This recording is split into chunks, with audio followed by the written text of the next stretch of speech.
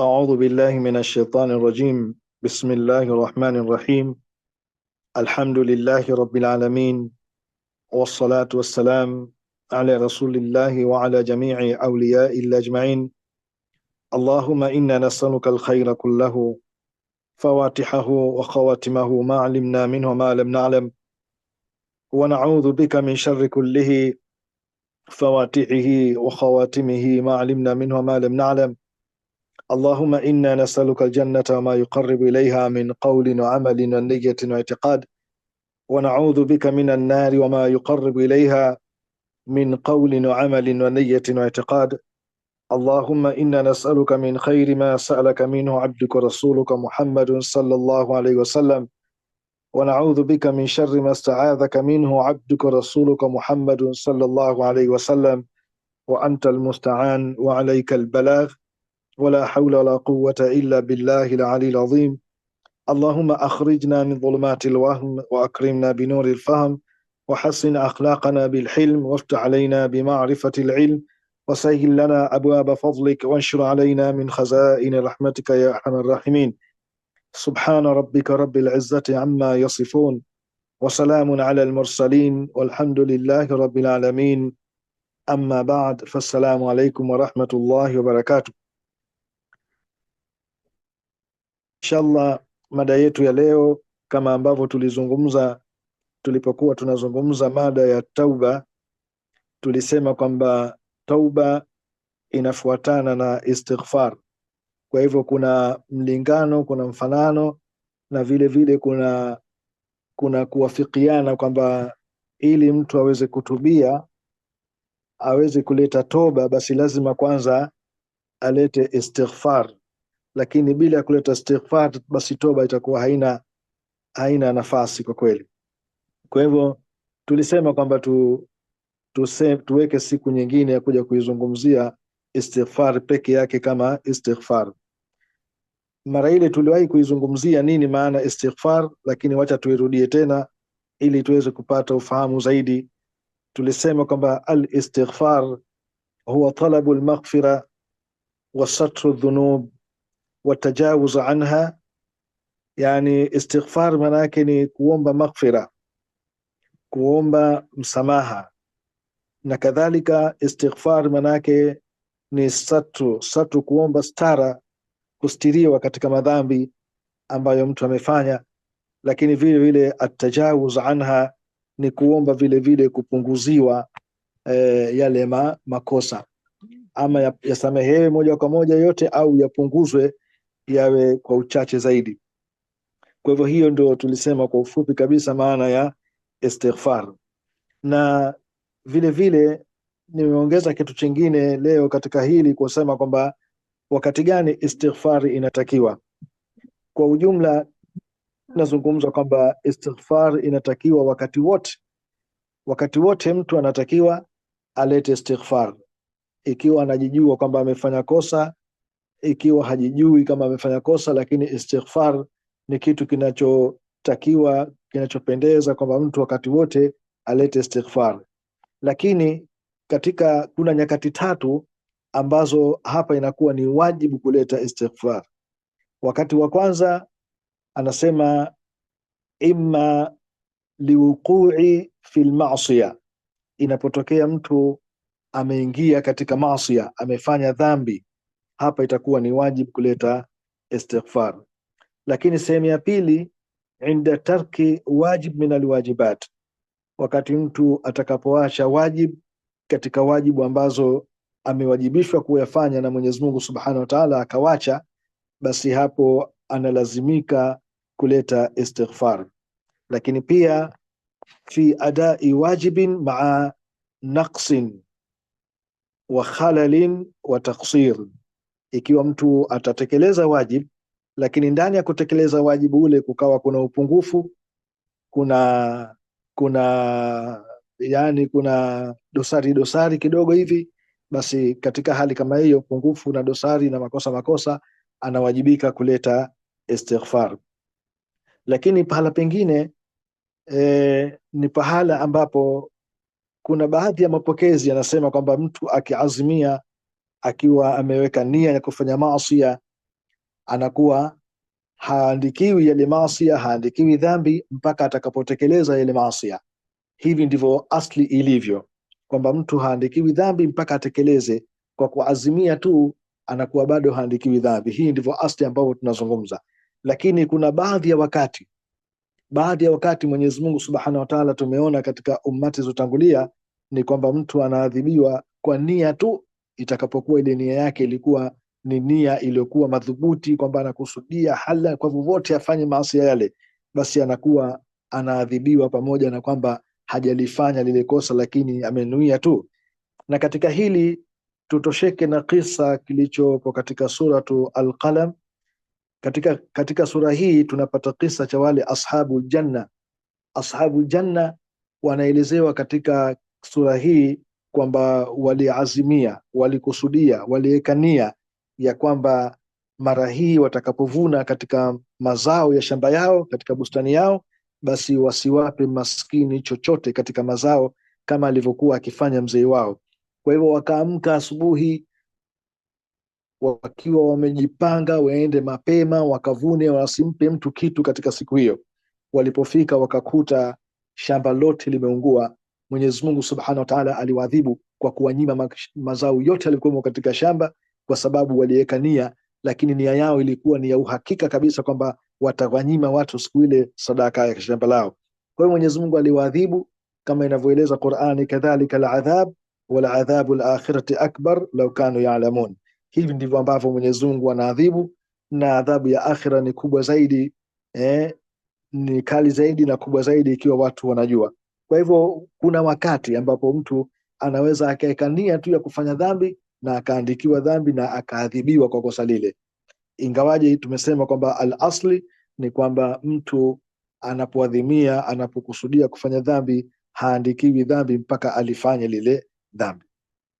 Kwa hivyo tujiepushe katika masuala haya ya madhambi, kukusudia pia katika kufanya dhambi tujiepushe, kwa sababu tusije tukaingia katika watu kama hao walioadhibiwa kwa kukusudia tu kufanya dhambi. Halafu tukiangalia hii istighfar, inaambiwa kwamba ni afdhalul ibadatu anfa'uha, kwamba kuleta istighfar ni moja katika ibada iliyokuwa bora zaidi, na ni moja katika ibada iliyokuwa ya manufaa zaidi kwa Muislamu. Na Mwenyezi Mungu Subhanahu wa Ta'ala ameiamrisha hii ibada ya istighfar, yani kuomba maghfira, kuomba msamaha, ameiamrisha katika sehemu nyingi kabisa katika Qur'an, kama alivyosema Mwenyezi Mungu Subhanahu wa Ta'ala, wastaghfirullaha inna Allaha ghafurur rahim, na muombeni Mwenyezi Mungu maghfira, hakika Mwenyezi Mungu ni mwingi wa kusamehe na mwingi wa kurehemu. Tunaiona aya hiyo katika suratu Muzammil aya ya 20. Waqala aidan, pia Mwenyezi Mungu Subhanahu wa Ta'ala amesema, wastaghfiru rabbakum thumma tubu ilayhi, yani muombeni maghfira Mola wenu kisha murejee kwake yeye. Aya hii tunaikuta katika suratu Hud aya ya 90. Vile vile Mwenyezi Mungu Subhanahu wa Ta'ala anatuambia, fasabbih bihamdi rabbika wastaghfirhu innahu kana tawwaba, yani sabbih Mola wako kwa sifa njema na umuombe maghfira, hakika yeye Allah Subhanahu wa Ta'ala amekuwa ni mwenye kupekea toba. Tunaipata hiyo katika suratu Nasr aya ya 3. Vile vile amesema Allah Subhanahu wa Ta'ala, wastaghfirillah inna Allaha kana ghafurar rahima, muombe maghfira Allah, muombe mtake msamaha Allah, hakika Allah Subhanahu wa Ta'ala amekuwa ni ghafuran, ni mwingi wa kusamehe na ni mwingi wa kurehemu. Aya hiyo tunaipata katika suratu Nisa aya 106. Waqal, pia amesema Allah Subhanahu wa Ta'ala, wastaghfir li dhanbik wasabbih bihamdi rabbika bil ashiyi wal ibkar, na muombe msamaha kutokana na makosa yako, kutokana na dhambi yako, na umsabih Mwenyezi Mungu kwa sifa zake njema, bil ashiyi wal ibkar, katika nyakati za ashiyi wal ibkar. Wakati wa ashiyi ni wakati wa kuanzia kupinduka kwa jua mchana pale saa 6 mpaka kuzama kwa jua, huo wakati huo unaitwa al-ashi. Lakini vile vile maana nyingine ya al-ashi ni kuanzia baada ya kuzama kwa jua mpaka kufikia wakati wa isha. Hiyo vile vile inatumika kwa maana ya al-ashi. Kwa hivyo tuna Mwenyezi Mungu Subhanahu wa Ta'ala anatuambia wastaghfir li dhanbika wasabbih bihamdi rabbika bil ashi, yani anautaja wakati huu wa ashi kwamba ni mmoja katika wakati bora kabisa wa kuleta istighfar. Na vile vile limetajwa neno al-ibkar. Ibkar ni wakati wa tului al-fajri ila shuruq ash-shams, yani kuanzia kuchomoza kwa alfajiri mpaka kuanzia kuchomoza kwa jua, wakati huo ni wa al-ibkar. Kwa hivyo huo vile vile ni wakati bora kabisa ulioonekana kwamba ni mzuri kwa kuomba istighfar. Halafu tukiangalia tarehe ya istighfar katika Uislamu au katika ulimwengu, tunamuona kwamba kiumbe wa mwanzo kabisa ambaye alileta istighfar alikuwa ni Adam alayhi salam, ambaye ilitokea istighfar yake baada ya kufanya kosa ya kula katika ule mti ambao walikatazwa wasile katika mti ule, yeye pamoja na mkewe walipokuwa katika aljanna. Mwenyezi Mungu Subhanahu wa Ta'ala akampelekea ilham ya kuweza kujua kosa lake na kuweza kujua namna gani ya kuleta istighfar. Adam alayhi salam akasema maneno haya kumwomba Mwenyezi Mungu msamaha, akisema rabbana dhalamna anfusana wa in lam taghfir lana wa tarhamna lanakunanna min alkhasirin. Ewe Mola wetu, hakika sisi dhalamna anfusana, tumedhulumu nafsi zetu kwa kufanya makosa, wa in lam taghfir lana, na ikiwa hukutusamehe, watarhamna, na kuturehemu, basi lanakunanna min alkhasirin, tutakuwa miongoni mwa waliopata hasara. Maneno haya yanapatikana katika suratul al-A'raf aya ya 23. Vile vile tukimwangalia Nuh alayhi salam, yeye vile vile alimuomba Mwenyezi Mungu Subhanahu wa Ta'ala maghfira pale aliposema wa illa taghfir li wa tarhamni akum min alkhasirin, ikiwa hukunisamehe mimi na kunirehemu mimi, basi nitakuwa katika watu waliokhasirika. Maneno haya ya Nuh alayhi salam ya kuomba maghfira yanapatikana katika suratu Hud aya ya 47.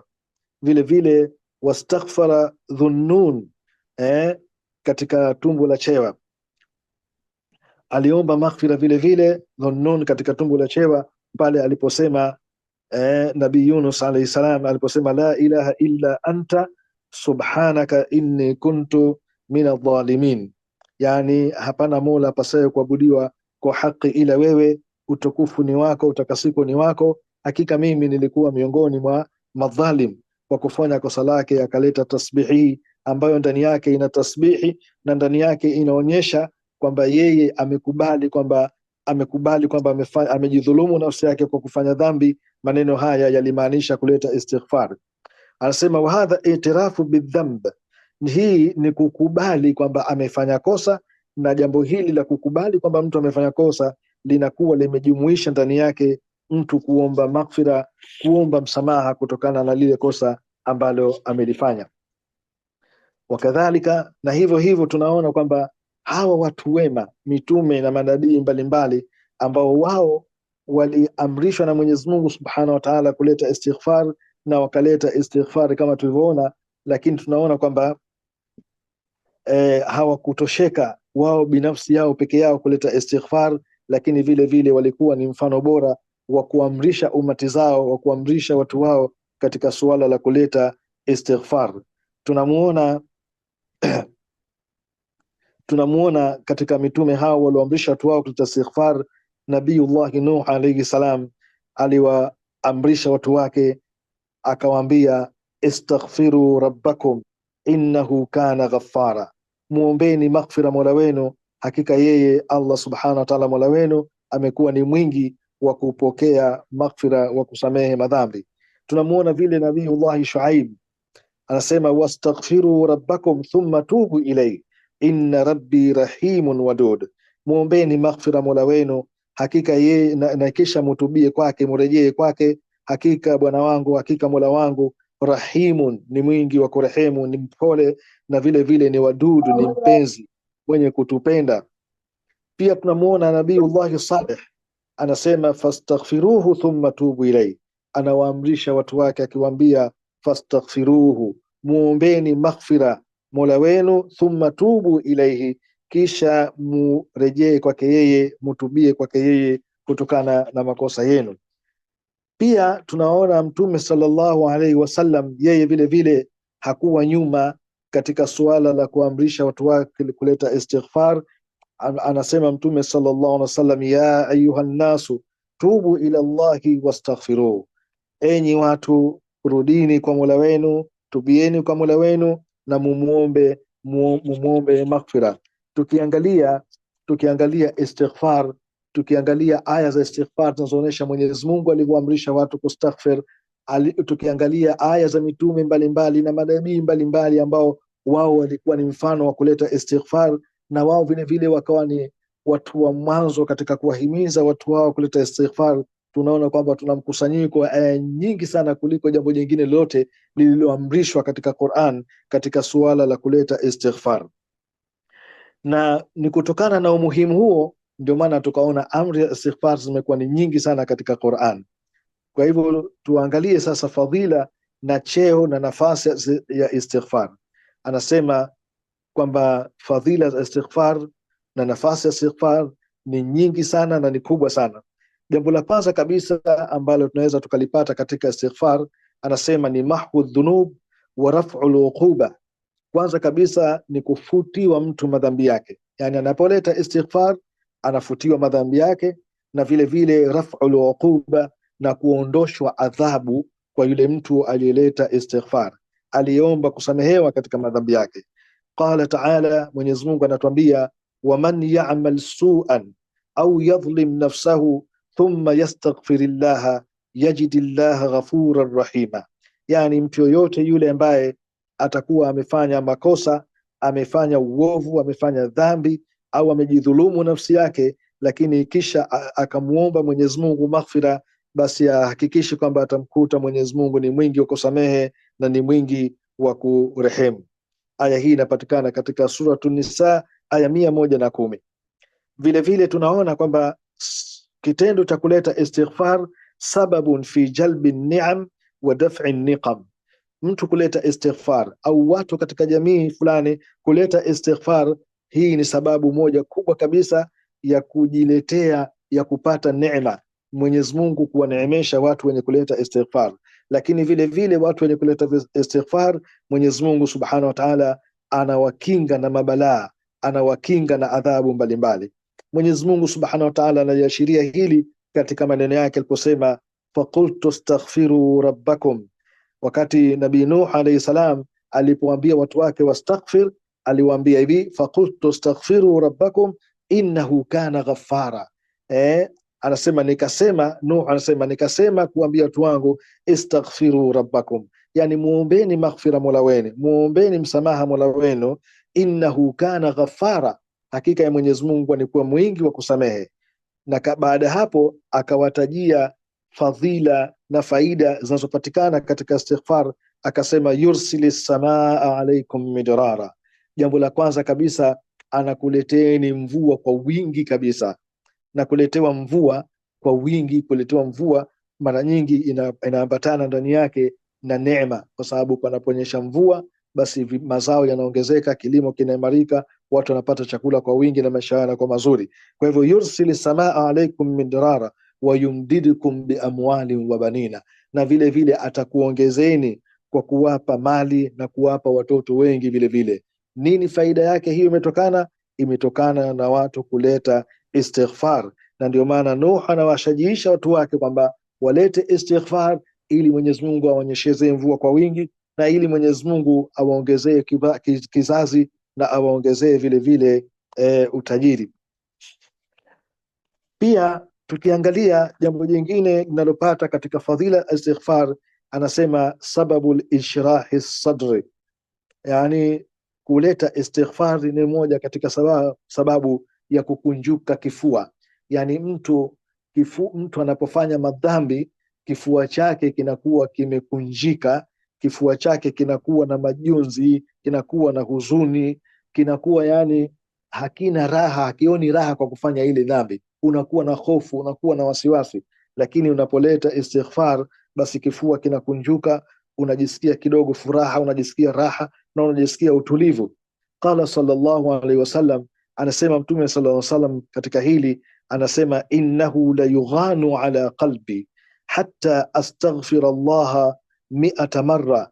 Mtume sallallahu alaihi wasallam anasema hakika mimi baadhi ya wakati inanitokezea katika moyo wangu kugubikwa, yani kufunikwa na huzuni, kuhuzunikwa na hofu na wasiwasi unaniingia katika moyo wangu, na ukiniingia katika moyo wangu ili niweze kuondokana na hali hiyo, anasema basi mpaka nilete istighfar mara 100. Nikileta istighfar mara 100, basi moyo wangu unapata kukunjuka, unapata kidogo raha, unapata utulivu na kuondokana na hali ile ya kugubikwa na kufunikwa.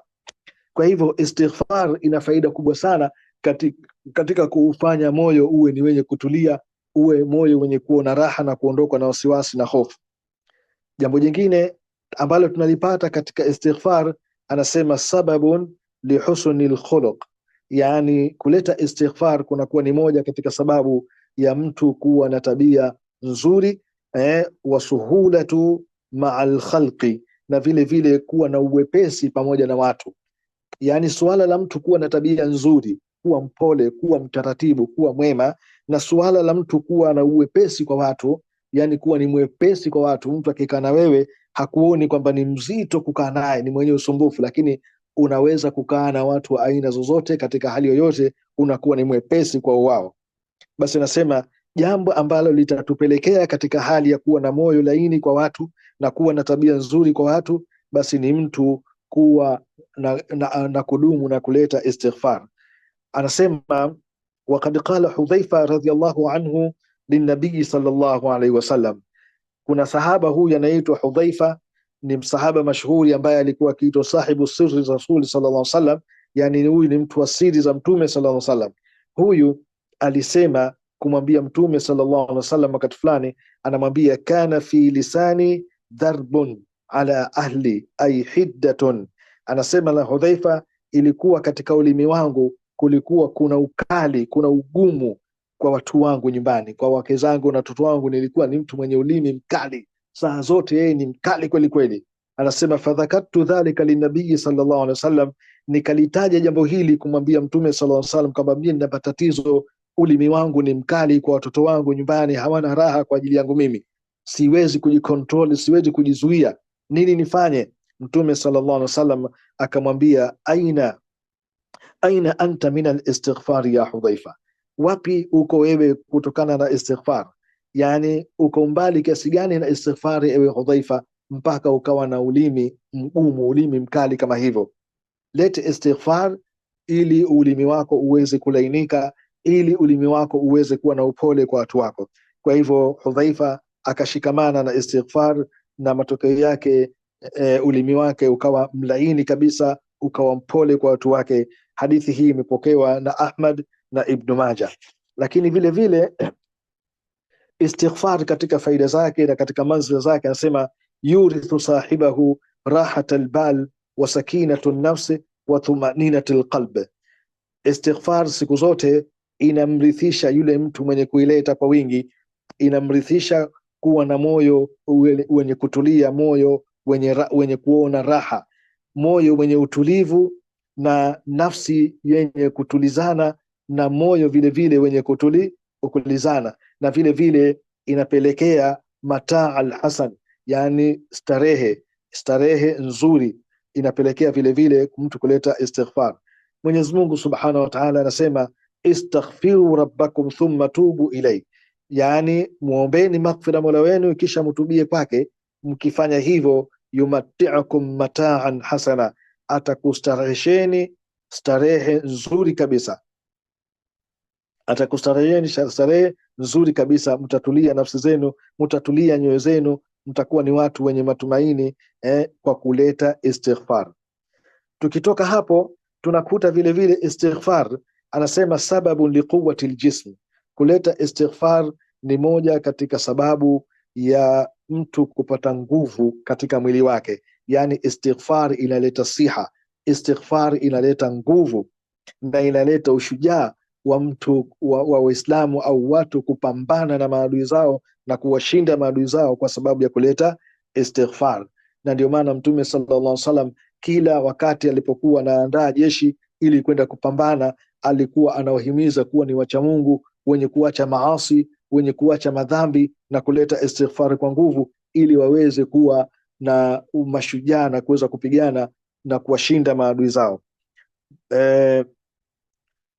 Mwenyezi Mungu Subhanahu wa Ta'ala anatuhadithia akisema, kauli ya nabii akiwaambia watu wake, anawaambia ya qaumi istaghfiru rabbakum thumma tubu ilay, enyi watu wangu muombeni maghfira Mola wenu kisha mutubie kwake, murejee kwake yeye. Yursilis samaa alaykum midrara, Mwenyezi Mungu mkifanya hivyo atakuleteeni mvua mfululizo. Wajazidikum quwwatan ila quwwatikum, na atakuzidishieni nguvu zaidi ya nguvu mlizokuwa nazo kabla. Yani watu wakiwa na tabia ya kuleta istighfar, Mwenyezi Mungu anawaongezea nguvu zaidi kutokana na zile nguvu zaidi ya zile nguvu walizokuwa nazo kabla. Maneno haya yanapatikana katika suratu Hud aya ya 52. Lakini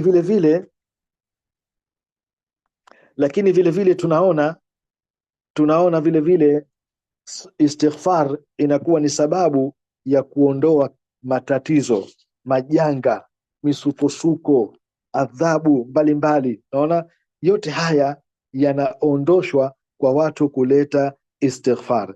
Anasema Mwenyezi Mungu Subhanahu wa Ta'ala, wama kana Allahu liyu'adhibahum wa anta fihim wama kana Allahu mu'adhibahum wa hum yastaghfirun. Mwenyezi Mungu Subhanahu wa Ta'ala asema, hakuwa Mwenyezi Mungu mwenye kuadhibu waja ikiwa wewe Muhammad uko pamoja nao, na hakuwa Mwenyezi Mungu mwenye kuadhibu wao wakati watakapokuwa wanadumu na kuleta istighfar. Yani Mwenyezi Mungu Subhanahu wa Ta'ala anazuia kuleta adhabu, anazuia kuleta maangamizo once inapotokezea tu kwamba hao watu wanashikamana na suala la istighfar. Halafu baada ya hapo pia tunakuta kwamba istighfar ni sababu mojawapo kubwa ambayo inawapelekea watu kuweza kuingia katika pepo. Yani moja katika sababu ya watu kuingia peponi basi ni watu kudumu na istighfar. Mwenyezi Mungu Subhanahu wa Ta'ala anasema, wasari'u ila maghfiratin min rabbikum wa jannatin 'arduha as-samawati wal ard uiddat lilmuttaqin, yani kimbilieni katika maghfira ya Mola wenu, wa jannatin ardhuha samawati wal ard uiddat lilmuttaqin, yani kimbilieni katika kuleta maghfira ya kumwomba Mola wenu akusameheni. Mkifanya hivyo basi wa jannatin ardhuha, yani na pepo ambayo upana wake ni mbingu na ardhi, ambayo imeandaliwa maalumu kwa wacha Mungu. Kwa hivyo ukileta istighfar, ukidumu katika kuleta istighfar, moja kwa moja inapelekea mtu huyo kwamba ni dalili ya kwamba yeye ni katika wacha Mungu, na inampelekea vile vile kurahisishiwa kuweza kuipata pepo ya Allah Subhanahu wa Ta'ala. Pia Mwenyezi Mungu Subhanahu wa Ta'ala anasema, sabiqu ila maghfiratin min rabbikum wa jannatin 'arduha ka'ardi as-samai wal ard, yani kimbilieni, shindaneni katika kukimbilia maghfira ya Mola wenu na pepo ambayo upana wake ni sawa na upana wa mbingu na ardhi. Kwa hivyo ukiwa ni mwenye kushikamana na istighfar, basi Mwenyezi Mungu Subhanahu wa Ta'ala njia ya kwenda katika pepo inakuwa inarahisishwa kwa mtu mwenye kufanya hivyo. Pia kabisa imetangulia katika hadithi ya Mtume sallallahu alaihi wasallam, ambayo Mtume sallallahu alaihi wasallam anasema, man lazima al-istighfara ja'ala Allahu lahu min kulli hammin faraja wa min kulli dhiqin makhraja wa razaqahu min haythu la yahtasib. Yani mtu yoyote yule ambaye atashikamana na istighfar, basi Mwenyezi Mungu Subhanahu wa Ta'ala anamjalia mtu huyo min kulli hammin faraja, katika kila shida ambayo inamtia uzito katika moyo wake, katika kila jambo, tatizo ambalo anaona linamtia huzuni katika moyo wake, basi Mwenyezi Mungu anamwekea faraja, anamwekea urahisi. Wa min kulli dhiqin makhraja, na katika kila shida na katika kila dhiki aliyonayo, basi Mwenyezi Mungu anamtengenezea uokovu. Alafu anasema warazaqahu min haythu la yahtasib, na Mwenyezi Mungu anamruzuku mtu huyo katika njia ambayo hategemei kabisa kwamba ataweza kupata riziki katika sehemu hiyo kwa sababu ya kushikamana na istighfar. Na katika jambo hili la istighfar tunaona kutokana na maelezo ambayo tumeeleza, kwanza kabisa kuna visa vingi vya watu mbalimbali walioshikamana na istighfar na Mwenyezi Mungu akawaondoshea shida zao mbalimbali. Wako waliopona katika maradhi yao, wako walioondokana na ufakiri wao ukaondoka kabisa, shida zao zikaondoka kwa sababu ya kuleta istighfar. Na inatosha kabisa kutokana na maelezo ambayo tumezungumza, inatosha kabisa kwa mtu yoyote mwenye shida yoyote anapotaka kuomba dua, basi badala ya kuitaja moja kwa moja ile shida yake, ile jambo lake, kwamba Mwenyezi Mungu naomba uniondoshe kadha au nijalie kadha, basi aachane na hayo maneno, lakini moja kwa moja alete istighfar biniyati, kwa nia ya kuondolewa jambo lile lionalo, badala ya kuliomba moja kwa moja liondoshwe la au asaidiwe au yani aneemeshwe kwa neema fulani, basi unaleta istighfar moja kwa moja kwa ajili ya jambo hilo, na Mwenyezi Mungu Subhanahu wa Ta'ala analiondosha jambo hilo. Na ndio maana zimekuja hadithi mbalimbali zinazozungumza, kwa mfano katika dhikri ambayo tumeitaja, la ilaha illa anta subhanaka inni kuntu minadh dhalimin. Maneno haya ndani yake yana la ilaha illa Allah, kuonyesha kwamba hakuna anayepaswa kuabudiwa kwa Allah isipokuwa yeye tu. Anasema la ilaha illa anta subhanaka, utukufu ni wako, inni kuntu minadh dhalimin, hakika mimi nimekuwa katika madhalim. Yani hii ni i'tirafu bidhamb. Lakini ukisema maneno haya mara 40, wanasema basi shida yako yoyote vile uliokuwa nayo, basi inaondoka shida hiyo utakapokuwa umetumia maneno haya, kwa sababu ndani yake yamekusanya maana ya istighfar. Na hivyo hivyo maneno ya Mtume sallallahu alaihi wasallam, rabbana dhalamna anfusana wa in lam taghfir lana wa tarhamna lanakunanna minal khasirin. Kama una shida, una dhiki yoyote ile, ukaleta maneno haya idadi ya mara kama hizo 40, 70, basi Mwenyezi Mungu Subhanahu wa Ta'ala anakufariji kwa kukuondeshea matatizo hayo kwa kuleta istighfar hii ya Adam alayhi salam. Kwa hivyo kwa utatuzi wa kila shida, istighfar ni kinga ya kila matatizo na adhabu za Mwenyezi Mungu, majanga mbalimbali. Istighfar ni kinga, ikiwa waja watashikamana nayo, basi wataweza kujiepusha na mambo mbalimbali, wataweza vile vile kuondoa shida zao mbalimbali kwa sababu ya kushikamana na istighfar. Ila huna naktafi, fassalamu alaikum wa rahmatullahi wa barakatuh.